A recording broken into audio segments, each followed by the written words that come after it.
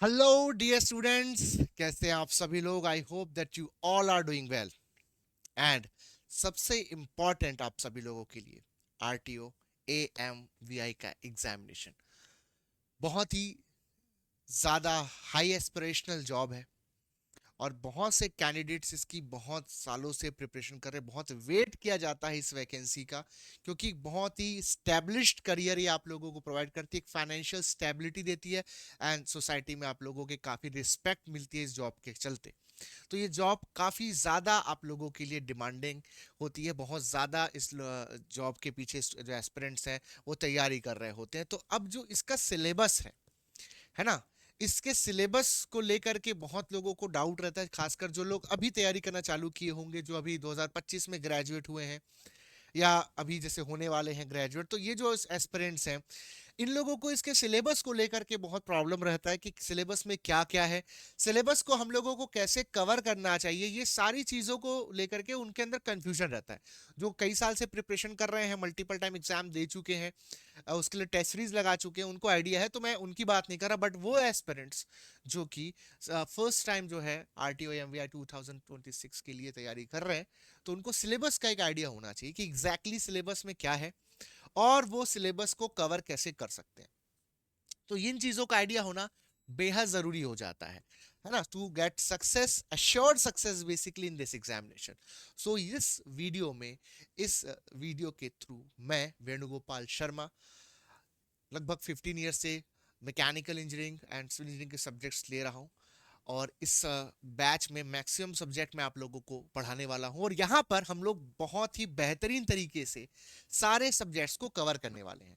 But ये आपको पता होना बहुत ज़रूरी है कि सब्जेक्ट की इंपॉर्टेंस क्या है, कैसे पढ़ना है, उसका सोर्स क्या होने वाला है, उसका फ्लो क्या होने वाला है। इसको बहुत अच्छे से पढ़ेंगे तो जो सिलेबस है पूरा, है ना, उसमें कौन कौन से सब्जेक्ट्स हैं, सब्जेक्ट्स के अंदर कौन कौन से टॉपिक हैं, ये सब कुछ आपको पता होना बेहद ज़रूरी होता है। चलिए, तो भाई जो आप लोगों के पास आरटीओ एएमए एग्जाम है वो प्रीलिम्स एंड मेंस के पैटर्न में होता है ना। तो इसका तो idea I hope maximum aspirants को होगा, ठीक है, कि इस पैटर्न में ये होता है प्रीलिम्स एंड मेंस के पैटर्न में, ठीक। तो अब जा करके जैसे हम लोग मेंस पे आ जाते हैं, तो मेंस में टेक्निकल पार्ट बहुत ज्यादा है आप लोगों का, है ना। और इसमें फिर एक एक करके सब्जेक्ट्स आते चले जाते हैं, और ये सब्जेक्ट के लिए आप क्या स्टडी मटेरियल प्रीफर कर सकते हो, ठीक है, वो भी मैं आप लोगों को बताते जाऊंगा। तो सबसे पहले हमारा king of the design subject, king of the design subject strength of material हमारा हो जाता है ये। तो स्ट्रेंथ ऑफ मटेरियल का सब्जेक्ट आप लोग कवर कर सकते हो सबसे पहले। अगर आप डिजाइन पार्ट को, जैसे कि आपको मशीन डिजाइन पे जाना है, ठीक है, मशीन डिजाइन वाली चीजों को समझना है। जब आप ऑटोमोबाइल में जाओगे तो बहुत सी चीजें, जैसे कि वहां पर बेंडिंग, टॉर्शनल स्टिफनेस, ये सब चीजें वहां पर ऑटोमोबाइल में भी आती है। ऑटोमोबाइल का बहुत ज्यादा वेटेज है बेटा आरटीओ एमवीआई में। बहुत सारे जो सब्जेक्ट्स के नाम दे दिए गए हैं वो बेसिकली एक ऑटोमोबाइल इंजीनियरिंग के टॉपिक्स हैं, और कुछ नहीं। तो यहां पर आपको समझने की जरूरत है कि अगर उन चीजों को समझना है ना, स्ट्रेंथ वाली चीजों को समझना है, आपको टॉर्शन समझना है, आपको बेंडिंग समझना है, तो आपका स्ट्रेंथ ऑफ मटेरियल का टॉपिक जो है वो स्ट्रांग होना चाहिए। तब जाकर के आप उन सारी बेसिक्स को समझ पाते हो। इसके अंदर आप लोग को पढ़ना होता है सिंपल स्ट्रेस स्ट्रेन, ठीक है, strain energy, shear force, bending moment, moment of inertia, principal plane, principal stresses, slope and deflection, direct and bending stresses, theory of torsion और टॉर्शन स्ट्रेस एंड स्ट्रेन। तो पूरा का पूरा स्ट्रेंथ ऑफ मटेरियल मैं बोलूँ तो नहीं है यहाँ पर। अगर आप कभी गेट वगैरह की एग्जाम की तैयारी किए हुए या फिर इंजीनियरिंग सर्विसेज की एग्जाम की तैयारी करे होंगे, तो आपने इससे कहीं ज्यादा स्ट्रेंथ ऑफ मटेरियल का जो है कंटेंट देखा होगा। बट यहाँ पर बहुत ही सीमित मात्रा में चीजों को रखा गया है, ठीक है। तो सिंपल स्ट्रेस स्ट्रेन आपको पढ़ना होता है, simple sigma equal to P by A, tau is equal to F by A, ये सब पढ़ना होता है ना। शेयर स्ट्रेन, नॉर्मल स्ट्रेन, ये सब के जो बेसिक फॉर्मूले हैं, मैकेनिकल प्रॉपर्टी है, स्ट्रेस स्ट्रेन डायग्राम्स हैं, वो सब पढ़ना होगा। फिर स्ट्रेन एनर्जी पे आ जाएंगे तो ग्रेजुअली लोडेड लोडेड क्या होता है, सडन लोडिंग क्या होती है, इम्पैक्ट लोडिंग क्या होता है, और इनके बीच में जो भी डिफरेंट हम लोगों को स्ट्रेन एनर्जी मिल रही होती है उसकी वैल्यूज क्या क्या होती है ये हमको पढ़ना होता है। स्ट्रेन एनर्जी बेसिकली जब डिफॉर्मेशन के दौरान जो हम वर्क करते हैं उसी वर्क को हम लोग बोलते हैं स्ट्रेन एनर्जी। तो वही चीज यहाँ पर आप लोगों को पढ़ना होता है। जब हम लोग आते हैं बीम्स पे, जैसे आप ऑटोमोबाइल एक देखते हो ना, तो ऑटोमोबाइल का जो एक्सल होता है इसी पे पूरा का पूरा लोड ट्रांसफर हो रहा होता है। जो पूरा डायनेमिक्स है व्हीकल का, इसमें मेजरली आप लोगों को तीन लोड, एक एक्सियल डायरेक्शन में लोड आता है, फिर बेंडिंग लोड आता है और टॉर्शनल लोड आता है। ये तीन प्रकार का लोड जो है एक ऑटोमोबाइल पे गाड़ी पे आ रहा होता है। बाकी छोटे मोटे और वाइब्रेशंस इंपैक्ट्स वो सब अलग चीज है, बट मेजर भी बात करूं मैं तो एक्सियल डायरेक्शन में लोड आ रहा होता है, बेंडिंग आ रही होती है और टॉर्शन। ये पूरा लोड जो है वो कहीं ना कहीं जो व्हीकल है उसके फ्रेम में जा रहा होता है। तो इसके बारे में अगर आपको जानना है कि वो कैसे इंपैक्ट करेगा, तो कहीं ना कहीं इसके बेसिक्स के क्या चीजें हैं जिससे बेंडिंग क्रिएट होती है, how can you calculate the amplitude of a bending, उसमें किस प्रकार से डिफॉर्मेशन होगा, स्ट्रेसेस कैसे डेवलप होंगे, नेचर ऑफ स्ट्रेस क्या होगा। तो वहां पर shear force and bending moment देखना पड़ता है, उसमें फिर हम लोग बेंडिंग स्ट्रेस भी आगे देखते हैं। मोमेंट ऑफ इनर्शिया क्या होता है हम लोग पढ़ेंगे। मोमेंट ऑफ इनर्शिया किस प्रकार से बेंडिंग के केस में बहुत इंपॉर्टेंट पैरामीटर होता है ना। बेंडिंग में जब आप कभी भी स्टडी करते हो तो आपको मोमेंट ऑफ इनर्शिया बहुत ही वैल्यूएबल होता है, उसको हम लोगों को पढ़ना होता है। प्रिंसिपल प्लेन्स, प्रिंसिपल स्ट्रेसेस, अब देखो यहाँ पर क्या है कि हम लोगों ने सिंपल स्ट्रेस स्ट्रेन तो स्टार्टिंग में पढ़ लिया। अब जब कॉम्प्लिकेटेड लोडिंग होगी, क्योंकि मैंने बताया ना व्हीकल के ऊपर आप लोगों को बेंडिंग, टॉर्शन, एक्सियल सब देखने को मिल रहा है। तो जब इस तरह से मल्टी जो पर लोड लोड लग रहे होते हैं, मल्टीपल लोड लग रहे होते हैं, ठीक है, बाइक्सियल ट्राइक्सियल लोडिंग कंडीशन होती है, तो उस कंडीशन में स्ट्रेस की मैक्सिमम वैल्यू क्या है, स्ट्रेन की मैक्सिमम वैल्यू क्या है और कहां पर है, इन चीजों को समझने के लिए आपको ना प्रिंसिपल स्ट्रेस स्ट्रेन के टॉपिक पे आना होता है, तो वो यहाँ पर पढ़ना होता है। अब गाड़ी है, व्हीकल है, तो व्हीकल जो है जब उस पे आप पैसेंजर्स बैठाओगे, सामान लोड करोगे, तो कहीं ना कहीं जो उसके फ्रेम है उसमें बेंडिंग आएगी, जैसे कि मैंने बताया बेंडिंग आती है। तो बेंडिंग मैक्सिमम हो सकती है कहीं पर, तो कितनी होगी उसके वैल्यू निकालना आना चाहिए, कहाँ पर होगी वो पता करना आना चाहिए। तो इसके लिए हम लोगों को जो बेसिक्स मिलते हैं वो मिलते हैं स्लोप एंड डिफ्लेक्शन के टॉपिक से, ठीक है। एंड बेंडिंग स्ट्रेसेस के बारे में बात कर चुका। देन थ्योरी ऑफ टॉर्शन, जो आप देखोगे गाड़ी जो है हमारी, उसको चलाने वाला मेन जो है वो है इंजन।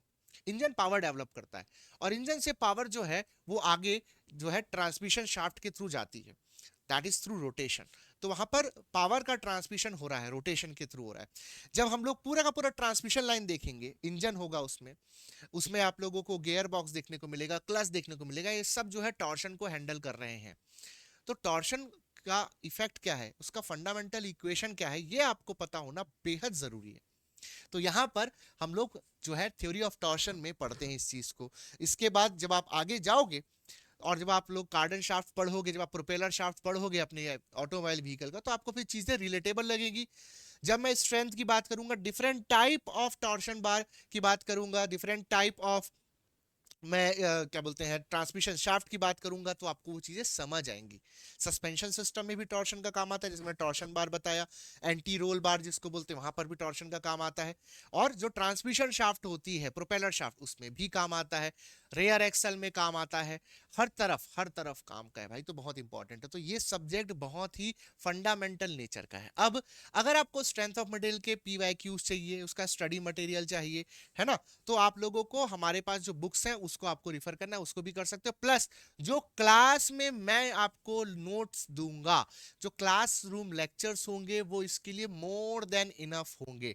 इसके बाद क्वेश्चंस के लिए आप सोर्सेस हमारे रिफर कर सकते हो। अदर देन दैट आपके लिए जो मैं थ्योरेटिकल कंटेंट क्लास में डिलीवर करूंगा वो आपके लिए मोर देन इनफ होने वाला है, ठीक है।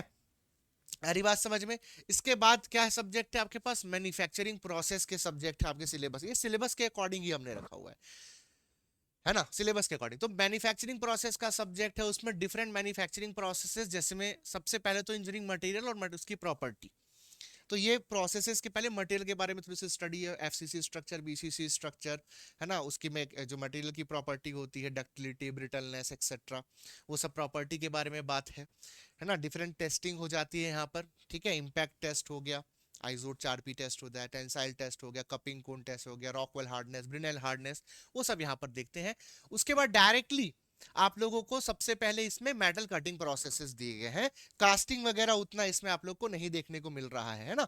तो आपको मेटल कटिंग प्रोसेस, जिसमें हम लोग सरफेस फिनिशिंग करते हैं, सर मेटल को काट करके एक पर्टिकुलर शेप जनरेट करते हैं, जैसे टर्निंग प्रोसेस जो लेथ में होता है, ड्रिलिंग, मिलिंग, बोरिंग, ब्रोशिंग, फिर finishing and super finishing. Super finishing में लैपिंग, हॉर्निंग, बफिंग, ये सब उसमें आता है। ठीक है। उसके बाद प्लास्टिक एंड देयर प्रोसेस, जिसमें इंजेक्शन मोल्डिंग वगैरह यूज होता है ना, उसके बारे में बात है। मेटल जॉइनिंग यानी कि वेल्डिंग प्रोसेसेस का पढ़ना होगा। NC CNC machines and non conventional machining method, जिसमें आप लोग अल्ट्रासोनिक मैशनिंग मेथड हो गया, इलेक्ट्रिक डिस्चार्ज में ईडीएम जिसको बोलते हैं, इलेक्ट्रो डिस्चार्ज मशीनिंग बोलते हैं, है ना, इलेक्ट्रोकेमिकल मशीनिंग बोलते हैं, ये सब एब्रेसिव जेट मशीनिंग, ये सारे जो different non conventional machining methods हैं वो इसमें देखने होंगे। ठीक है। तो ये मतलब बहुत जल्दी आप लोग फिनिश कर सकते हो, ज्यादा इसमें दिक्कत नहीं है ना। इसके बाद हम लोगों को पढ़ना होता है theory of machine, again design का सब्जेक्ट है। अगेन ये डिजाइन का सब्जेक्ट है, लेकिन इसमें जो है मैकेनिक्स बहुत ज्यादा इन्वॉल्व होता है ना। मैकेनिक्स यानी कि इंजीनियरिंग मैकेनिक्स जो बेसिक, यानी बोलूंगा फिजिक्स बहुत ज्यादा है इसमें। मजा भी आता है पढ़ने में, बहुत डायरेक्ट क्वेश्चंस भी हैं। इसका कहीं ना कहीं लिंक भी है आप लोगों के ऑटोमोबाइल इंजीनियरिंग के सब्जेक्ट के साथ। अगर आप एज ऑटोमोबाइल इंजीनियरिंग के सब्जेक्ट इसको देखोगे, तो वहां पर जब आप एक्करमैन स्टीयरिंग मैकेनिज्म देखोगे, वहां पर काम आएगा। एक्करमैन स्टीयरिंग मैकेनिज्म इंस्टेंटेनियस सेंटर पे बात करता है ना। इंस्टेंटेनियस सेंटर पे बात करता है। तो इंस्टेंटेनियस सेंटर होता क्या है, कैसे फाइंड आउट करते हैं, वो थ्योरी ऑफ मशीन में सीखा जाता है। ठीक है। जो व्हीकल डायनेमिक्स की बात करते हैं हम लोग, तो व्हीकल डायनेमिक्स में जो बेसिक डायनेमिक्स है, डायनेमिक बैलेंसिंग क्या होती है, वो सारा का सारा हम थ्योरी ऑफ मशीन में पढ़ते हैं। ठीक है। तो kinematics and dynamics of machines क्या है, फ्रिक्शन का रोल क्या है भैया, जैसे मैंने बता रहा हूँ अभी, आप जब स्टीयरिंग पढ़ोगे और जब आप टायर्स के बारे में पढ़ोगे, ठीक है, तो स्क्रब रेडियस क्या है, कैसे टर्निंग के दौरान ये मदद करता है, किंग पिन इंक्लिनेशन क्या होता है, ये सब ऑटोमोबाइल इंजीनियरिंग का पार्ट है ना।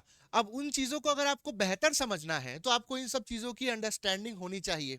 ठीक है। फ्रिक्शन का क्या उसमें रोल है, power transmission equipment, flywheel, flywheel is very very important part of automobile. आपको वो क्लच में देखने को मिलता है, गियर बॉक्स में देखने को मिलता है, ये सबसे इंपॉर्टेंट। जब स्टार्टर मोटर होता है वहां पर भी। तो फिर फ्लाईव्हील बहुत ज्यादा इंपॉर्टेंट है हमारे ऑटोमोबाइल के लिए, चाहे टू व्हीलर हो, फोर व्हीलर हो, या ट्रक्स एक्सेट्रा हो।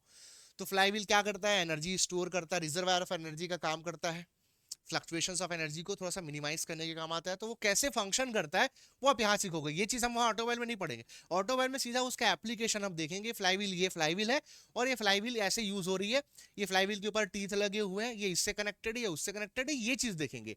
फ्लाईव्हील का जो कोर फंक्शन है ना भाई साहब, वो नहीं पढ़ने वाले ऑटोमोबाइल में। ऑटोमोबाइल में हम फ्लाईव्हील को यूज करेंगे। फ्लाईव्हील काम कैसे करती है, फ्लाईव्हील के फंडामेंटल्स क्या है, उसके फंडामेंटल प्रिंसिपल्स क्या है, वो हम थ्योरी ऑफ मशीन में सीखेंगे, है ना। तो ये आप लोगों को क्लियर होना चाहिए थ्योरी ऑफ मशीन का। ठीक है। क्लच, क्लच वापस से वहां पर भी पढ़ना होता है। क्लच हम यहाँ पढ़ लेंगे तो वहां नहीं पढ़ना पड़ेगा। ठीक है। वहां पर फिर जो क्लच में कुछ कुछ चीजें होती हैं, है ना, वो हम देखेंगे। बट क्लच जो है, that is single plate clutch, multi plate clutch, इसके लिए जो दो थ्योरीज है आपके पास, uniform pressure theory, uniform wear theory, वो यहाँ पर हम देख सकते हैं। सेम मशीन डिजाइन में भी ये रहता है, ये रिपीटेड टॉपिक है, इसको आप किसी एक जगह बस नहीं पढ़ते हो। Belt drive and governors and principle of gyroscope, gyroscope is really very important, है ना। जायरोस्कोप बहुत ज्यादा इंपॉर्टेंट है, हालांकि ऑटोमोबाइल में तो नहीं यूज होता उतना ज्यादा, बट हाँ, जो शिप्स और जो एयरक्राफ्ट्स होते हैं उसमें यूज होता है जायरोस्कोपिक कपल।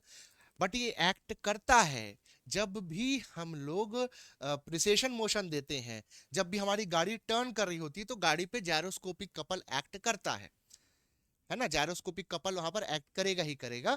ठीक है। जब भी हम लोग टर्न लेंगे, जब भी कोई चीज घूम रही है अपने एक्सिस के अबाउट, और किसी एक तरफ जब वो मोशन करेगी, प्रिसेशन मोशन देगी, मतलब अपने एक्सिस के अबाउट घूम रही है, ऐसा चक्का घूम रहा है और ऐसा टर्न ले रहा है, देखो टर्न ले रहा है, तो ये एक एक्सिस के अबाउट, इस वाले एक्सिस को आपका व्हील जो टर्न ले रहा है, this is a precision motion.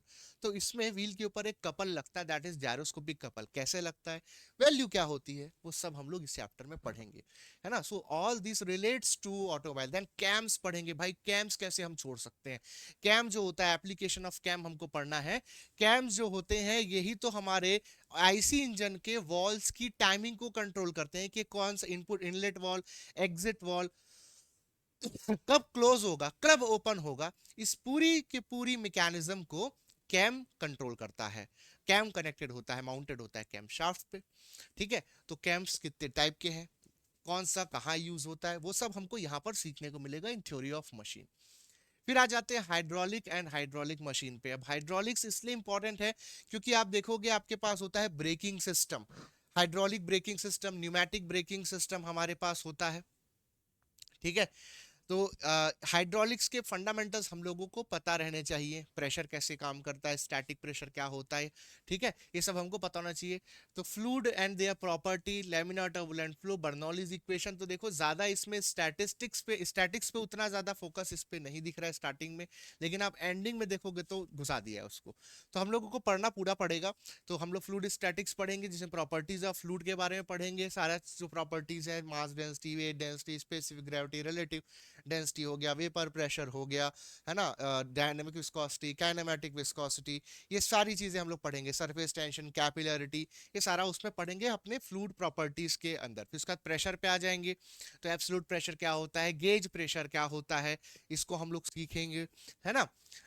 Pascal's law पढ़ेंगे, हाइड्रोस्टैटिक लॉ आ जाएगा, है ना। फ्लूइड में हम लोग कैसे फ्लो को मेजर करते हैं, ठीक है, लेमिनार टर्बुलेंट फ्लो क्या है, बर्नौलीज इक्वेशन। तो बेसिकली हम लोग को पूरा एफएम पढ़ना होगा, लगभग 40-45 आवर्स ज्यादा लग सकता है बेसिकली इसमें, क्योंकि टर्बाइंस एंड हाइड्रोलिक पंप्स वगैरह भी, तो लगभग 60 आवर्स के अराउंड ये जाता है। तो ये हम लोगों का हाइड्रोलिक्स एंड हाइड्रोलिक मशीन्स का पार्ट हो जाएगा, है ना, ये चीज है। उसके बाद हम पढ़ेंगे इसमें थर्मल इंजीनियरिंग एंड रेफ्रिजरेशन।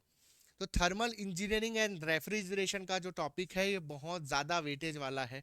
इसमें आप लोगों को, है ना, conventional and non conventional energy sources क्या है, different law of thermodynamics, first law, second law, zeroth law, ठीक है, एंट्रोपी वगैरह सब पढ़ेंगे, principle and working of heat engine and compressor. अब इसके बाद ज्यादा इसमें नहीं गया है, इसमें अगर आप देखोगे तो थर्मल इंजीनियरिंग पे ज्यादा फोकस है, थर्मोडायनेमिक्स पे उतना ज्यादा नहीं है। तो थोड़ा सा मैं आपको बेसिक्स ऑफ थर्मोडायनेमिक्स तो बताऊंगा ही बताऊंगा, ठीक है। तो लॉ ऑफ थर्मोडायनेमिक्स में हम लोग उस चीज को कवर कर लेंगे, वर्क ट्रांसफर, हीट ट्रांसफर कैसे निकाला जाता है, एंट्रोपी कैसे कैलकुलेट की जाती है, वो सब मैं बता दूंगा। उसके बाद हम आ जाते हैं principle of working of heat engine. तो हीट इंजन कैसे काम करते हैं, जो जो आपका कॉर्नॉट इंजन है वो कैसे काम करता है, एक बेसिक हीट इंजन कैसे काम करता है, उसके साइकिल्स क्या है, एयर कंप्रेसर कैसे काम करता है, air standard cycle, vapour power cycle, gas power cycle, air standard cycles में Otto cycle, diesel cycle, dual cycle, Stirling cycle, Ericsson cycle, है ना, ये सब देखेंगे। वेपर पावर साइकिल में Rankine cycle, reheat cycle, regenerative cycle, ये सब हम देखेंगे, कॉम्बिनेशन देखेंगे। ब्रेटन साइकिल आ जाएगा आपके पास गैस पावर साइकिल में। फिर उसके बाद ये पार्ट खत्म, रेफ्रिजरेटर आ जाएगा, उसमें हम लोग रेफ्रिजरेटर क्या होता है, हीट पंप क्या होता है, वीसीआरएस देखेंगे, vapour compression and vapour absorption refrigeration system. इसके बाद ये सब्जेक्ट जो है खत्म हो जाता है, लगभग लगभग 20 नंबर का इसका वेटेज है भाई, वेटेज अच्छा खासा है। उसके बाद इंडस्ट्रियल इंजीनियरिंग है आप लोगों के लिए।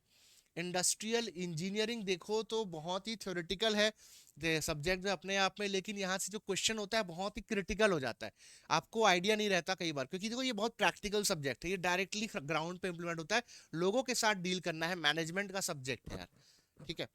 तो इंडस्ट्रियल इंजीनियरिंग एंड मैनेजमेंट, अब इसका डायरेक्टली ऑटोमोबाइल से कोई भी रिलेशन तो नहीं है, बट ये हमारे डे टू डे एक्टिविटीज जो होती हैं, जब भी हम कोई मैनेजरियल एक्टिविटी करते हैं, किसी भी हम लोग मैन्युफैक्चरिंग प्लांट में जाते हैं या किसी भी प्रकार की वर्कशॉप वगैरह को कंडक्ट करते हैं हम लोग, तो उसमें इंडस्ट्रियल इंजीनियरिंग बहुत काम आता है। सो किस तरह के मैनेजमेंट होता है, ऑर्गेनाइजेशन होता है, उनकी फंक्शंस क्या है, इंडस्ट्रियल एक्ट्स क्या क्या है ना, जैसे कि आपके पास जिस प्रकार से हजार्ड वगैरह हो रहा है तो उसके लिए क्या रेगुलेशंस वगैरह है, कंपनसेशंस वगैरह क्या है, ठीक है, कितने प्रकार के प्रोडक्शन है, जैसे कि लीन मैन्युफैक्चरिंग सिस्टम होता है, mass production, batch production, make to order, ये सब जो डिफरेंट टाइप के प्रोडक्शन सिस्टम्स होते हैं, प्लांट के लेआउट जो होते हैं, फंक्शनल लेआउट, प्रोडक्ट लेआउट, ये सब आपके डिफरेंट टाइप ऑफ लेआउट होता है। प्रोसेस प्लानिंग, वर्क स्टडी क्या है, क्वालिटी कंट्रोल एंड मीट्रोलॉजी। तो मीट्रोलॉजी में कुछ कुछ हम लोग जैसे कि साइन बार, है ना, साइन बार हम लोग पढ़ेंगे, डिफरेंट टाइप के गेजेस पढ़ेंगे, बॉर्डन ट्यूब पढ़ेंगे, ये सब कुछ कुछ मीटरोलॉजी का पार्ट होगा, जो कि मैन्युफैक्चरिंग में बेसिकली यूज भी होता है डिफरेंट डिफरेंट चीजों को मेजर करने के लिए। तो मीटरोलॉजी में बेसिकली डिफरेंट टाइप के मीटर्स हम देखेंगे, जिसमें हम लोग मेजरमेंट्स करते हैं, उसमें उनका लीस्ट काउंट क्या है, क्या क्या वो मेजर करते हैं, किस काम आते हैं, वो सब भी हम लोग देखेंगे। टेम्परेचर मेजरमेंट हो गया, वो सब भी यहाँ पर आता है, उसके ऊपर क्वेश्चन आ जाते हैं क्योंकि, है ना।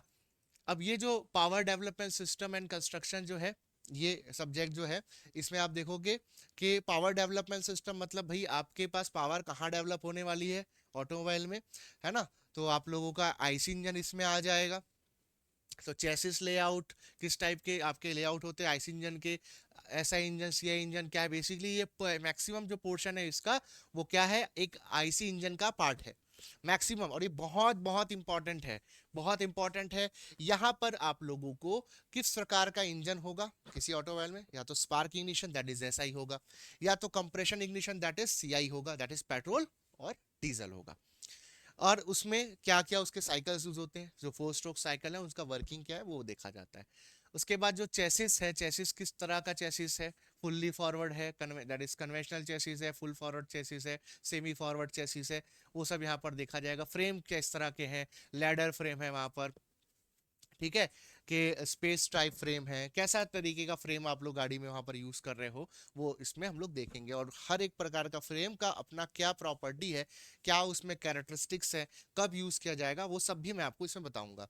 इसके बाद यहाँ पर डाल दिया CRD, common rail direct ignition, direct injection system, और एमपीएफआई, ठीक है, multi point fuel injection system. ये आपका सीआरडीआई डीजल में यूज होता है फॉर फ्यूल इंजेक्शन, और एमपीएफआई पेट्रोल में यूज होता है। कैसे यूज होता है ये सब इसमें हम लोग देखेंगे।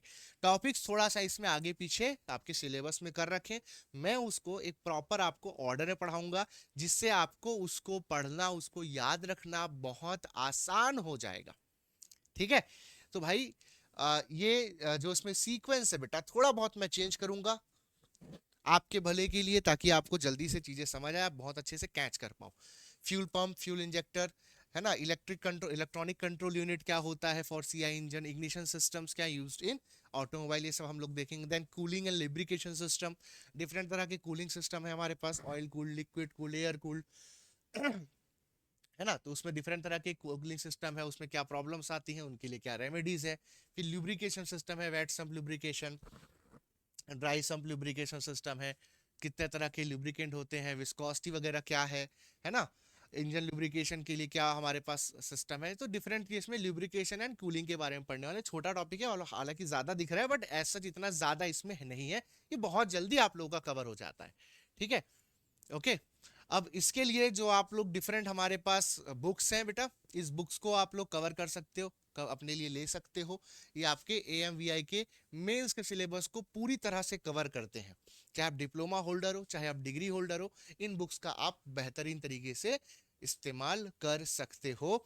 इस तरह गाड़ी देख रहे हो ना, ये ऐसी गाड़ी में घूमना चाहते हो, आरटीओ सब इंस्पेक्टर बनना चाहते हो, तो भाई ये एग्जाम आपको क्रैक करना होगा। और ये एग्जाम क्रैक करना होगा तो आपको चाहिए हमारा साथ और एक बेहतरीन गाइडेंस, ठीक है। चलिए, तो आपको 3 पार्ट मिलता है, सेक्शन 1, सेक्शन 2, सेक्शन 3, है ना भाई। सेक्शन 1, सेक्शन 2, सेक्शन 3, और इसमें आप लोगों का सेक्शन 1 में स्ट्रेंथ ऑफ मटेरियल कवर हो जाएगा, manufacturing, theory of machine, hydraulics, और यहाँ पर थर्मल इंजीनियरिंग सब्जेक्ट कवर हो जाएगा। उसके बाद यहाँ पर जो सेक्शन 2 है, इसमें industrial, power development system, cooling and lubrication system, transmission system, steering system and steering drives, ये आप लोगों का कवर हो जाएगा, ठीक है। उसके बाद सेक्शन 3 में differential, rear axle and brakes, vehicle maintenance and transport, automobile electrical and electronic system, introduction to electric vehicles, motor vehicle act and road safety। तो यहाँ पर अगर आप ध्यान दो, ये पूरा ये लास्ट वाला एक्ट का पार्ट है, ये लॉ है, मोटर व्हीकल एक्ट, ठीक है, सॉरी, मोटर व्हीकल एक्ट।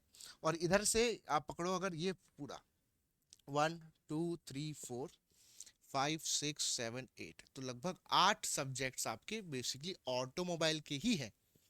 यहाँ पर 8 सब्जेक्ट जो मेंशन है आप लोगों का, वो आपके ऑटोमोबाइल इंजीनियरिंग का ही पार्ट है। तो ऑटोमोबाइल इंजीनियरिंग बहुत ज़्यादा शिद्दत के साथ, बहुत अच्छी प्लानिंग के साथ एंड बहुत अच्छे मार्गदर्शन के साथ आपको पढ़ना ज़रूरी है। और ये मैं मेक श्योर करूंगा कि आप लोगों को इससे बेस्ट कंटेंट मिले, ठीक है। इसके साथ साथ ही आप लोगों को जो 2020 तक का पेपर है अब तक जो हुआ है, वो आप लोगों को PYQ एनालिसिस बुक्स में आप लोगों को मिल जाता है, ठीक है। तो ये 2 बुक्स और है, तो टोटल 5 बुक्स का आप लोगों के पास सेट है। साथ ही साथ आप लोगों को मिलता है इसमें A2 साइज का बढ़िया फॉर्मूला शीट, जो टोटल 11 शीट्स है, जिसमें सारे सब्जेक्ट्स के इंपॉर्टेंट फॉर्मूला, फैक्ट ये कवर करके दिए गए हैं। तो अगर आप बढ़िया अपना आपका स्टडी रूम है वहाँ, इसको आप लोग वॉल पे पेस्ट करके अच्छे से उसको यूज कर सकते हो, पढ़ सकते हो बेहतरीन तरीके से, ठीक है। चलिए, तो इसके बाद आपके पास और सब्जेक्ट्स हैं, जैसे कि मैंने बताया था। तो ट्रांसमिशन सिस्टम का सब्जेक्ट है, ट्रांसमिशन सिस्टम में बहुत ज़्यादा आप लोग को ध्यान देना होता है। कंपेयर टू जैसे कूलिंग लिब्रिकेशन सिस्टम था तो वो बहुत छोटा टॉपिक है। ट्रांसमिशन सिस्टम बहुत अपने आप में बड़ा हो जाता है, क्योंकि इसमें आपको प्लेट पढ़ना होता है, single plate clutch, multi plate clutch पढ़ना होता है। अब single plate clutch, multi plate clutch तो सर हम लोगों ने वहां भी पढ़ा होगा, कहाँ पर, आपका थ्योरी ऑफ मशीन में भी आपने पढ़ा होगा। यहाँ पर जब पढ़ोगे तो उसमें कुशनिंग स्प्रिंग लगी होती है, फ्रिक्शन लाइनिंग का मटेरियल कौन सा यूज होता है, कौन से पार्ट का क्या फंक्शन होता है, ये सब इस पे ज्यादा पढ़ेंगे हम, है ना। उसमें बैली वैली स्प्रिंग या फिर डायफ्राम स्प्रिंग लगती है, तो डिफरेंट वेराइटीज जो है उनके क्या एडवांटेजेस हैं, कौन से मॉडल में यूज होता है, क्यों यूज होता है, वो सब हम लोग को यहाँ पर देखना पड़ेगा। ठीक है, मल्टीप्लेट क्लच से सिंगल प्लेट क्लच में क्या अंतर है एक होता है वेट और एक होता है ड्राई क्लच। तो मल्टीप्लेट क्लच जो होता है वो वेट क्लच है, सिंगल प्लेट क्लच जो है वो ड्राई क्लच है।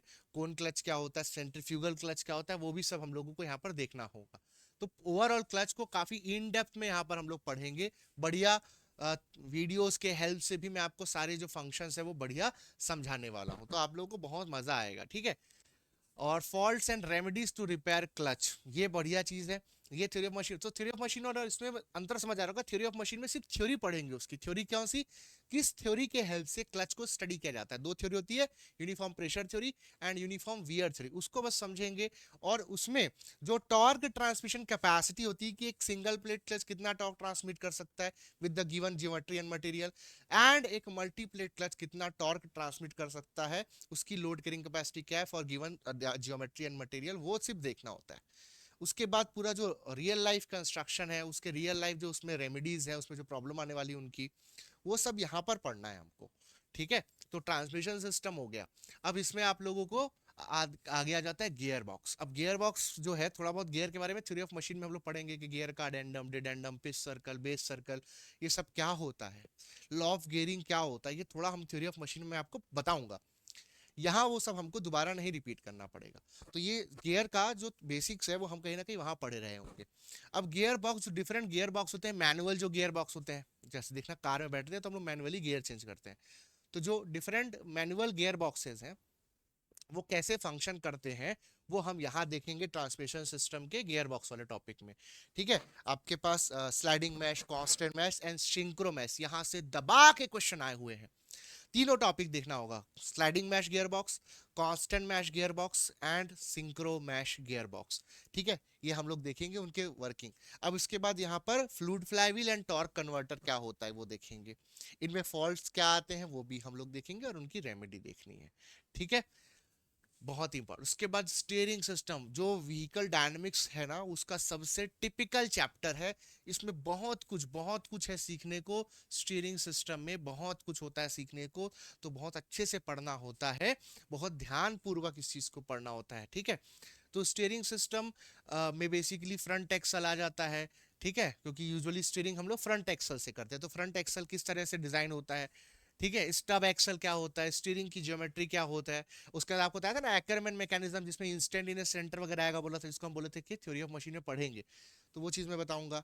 है ना, अंडर स्टीयरिंग कंडीशन क्या है, ओवर स्टीयरिंग कंडीशन क्या है, स्टीयरिंग लिंकेज क्या है, डिफरेंट टाइप के स्टीयरिंग गियर्स का क्या है, पावर स्टीयरिंग क्या होता है, व्हील अलाइनमेंट क्या होता है, व्हील बैलेंसिंग क्या होता है, starter motor, Bendix drive, over running clutch drive, ये सारे जो है बेटा आपके स्टीयरिंग सिस्टम एंड के पार्ट है। एंड जो सेकंड पार्ट है वो स्टार्टिंग ड्राइव, जो स्टार्टर मोटर होता है, गाड़ी में आप सेल्फ देते हो ना, स्टार्टर मोटर है। तो स्टार्टर मोटर के जो फंक्शंस है उसमें जो डिफरेंट टाइप के ड्राइव्स हैं वो, तो starter motor drive, Bendix drive, ये हम लोग को देखना होगा। Over running clutch drive, flow through clutch drive, उसका कंस्ट्रक्शन क्या है, डायनेमो और अल्टरनेटर क्या होता है, उसके क्या क्या कंस्ट्रक्शन है ना, वो सब हम लोगों को देखना होता है। ठीक है, हाइड्रोलिक क्या हो गया इसको, हाँ ये specification of alternator, cutouts, relay and regulator, ये सारी की सारी चीजें जो है हम लोगों को देखना होता है स्टार्टिंग ड्राइव्स में। इसके बाद आता है आपका differential rear axle and breaks.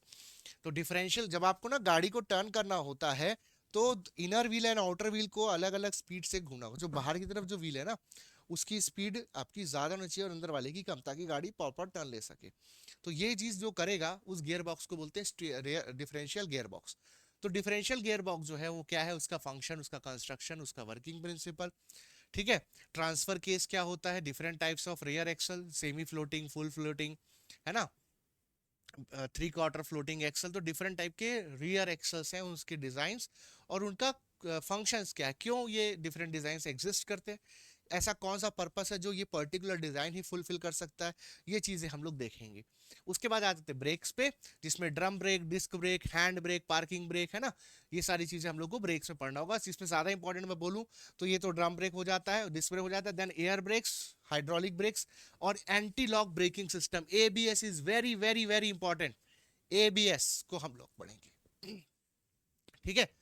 उसके बाद vehicle maintenance and transport management, ये सारी चीजें हैं। तो व्हीकल मैनेजमेंट में व्हीकल का परफॉर्मेंस कैसा है, उसका जो इलेक्ट्रिकल सिस्टम्स एक्सेट्रा है, इसके बारे में आप लोग पढ़ोगे। ठीक है।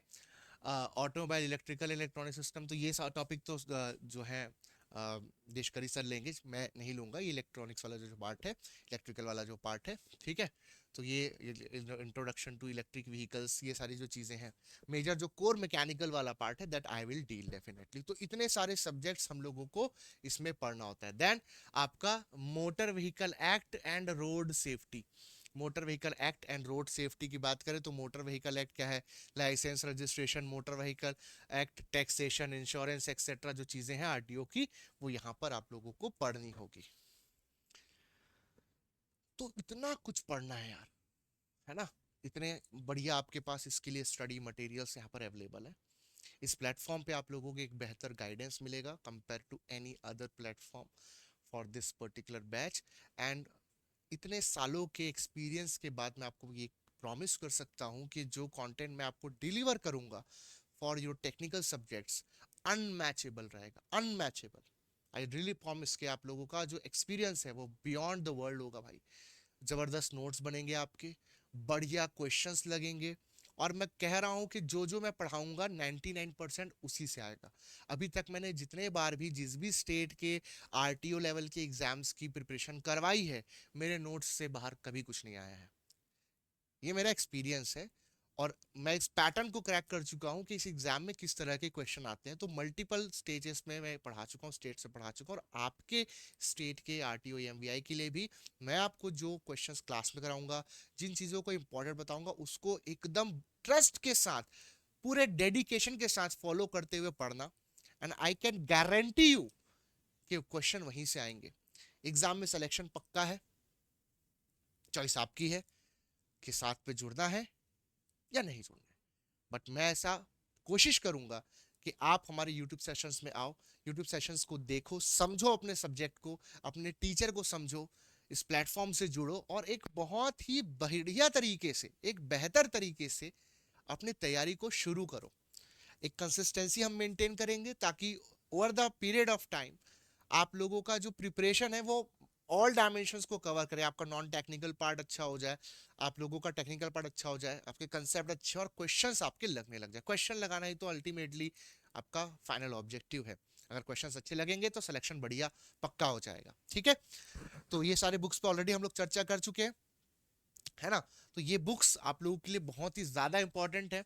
Even if you are self study student, you don't want to join a batch, आपके पास मे बी पैसे या समय दोनों की कमी हो, या किसी एक चीज की कमी है, या आप ऑलरेडी तैयारी कर चुके हैं, तो if you want to give it another shot and you don't want any guidance, आपको क्लासेस की जरूरत नहीं लग रहा है, आपको सिर्फ अच्छे बुक्स चाहिए, तो ये जो आपके पास 5 बुक्स हैं सेक्शन 1 2 3 में, जिसमें आपका पूरा सिलेबस कवर है, and practice and PYQ questions जो है वो इन 2 बुक्स में आप लोगों को बढ़िया मिल जाएंगे। तो ये 5 बुक आप लोगों को पूरा 5 पांडव की तरह आपके साथ रहेंगे, और ये जो महाभारत है, इस युद्ध में आप लोगों की जीत सुनिश्चित करेंगे। ठीक है। इन्हीं शब्दों के साथ मैं इस सेशन को एंड करता हूं। एंड ये पूरा विश्वास है मुझे कि आने वाले सेशंस में आप हम लोगों के साथ जुड़ेंगे और आपको बहुत ही अच्छा कंटेंट मिलेगा। ठीक है। क्लासेस को फॉलो बिल्कुल करना है, चैनल को सब्सक्राइब कर लीजिए, नोटिफिकेशन ऑन कर लीजिए, आप लोगों से मैं संपर्क में रहूंगा, बना रहूंगा, और आप लोगों को टाइम टू टाइम सही मार्गदर्शन देता रहूंगा। ठीक है। मैं आपका अपना शिक्षक वेणुगोपाल शर्मा, टेक केयर।